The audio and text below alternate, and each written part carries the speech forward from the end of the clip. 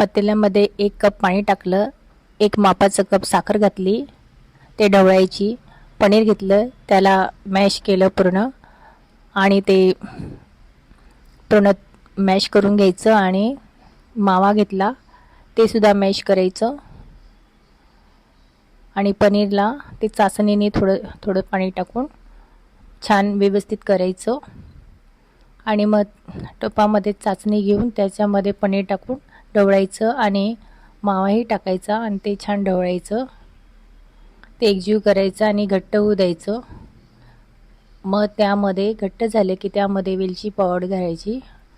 वेलची पावडर घातल्यानंतर ते परत मिसळवायचं. मग ताट घ्यायचं, मग त्यामध्ये ते तूप लावायचं आणि मग त्यामध्ये ते टाकायचं सारण आणि वरून पिस्ता टाकायचं आणि कापायचं. आपले कलाकंद तयार झालेले आहे.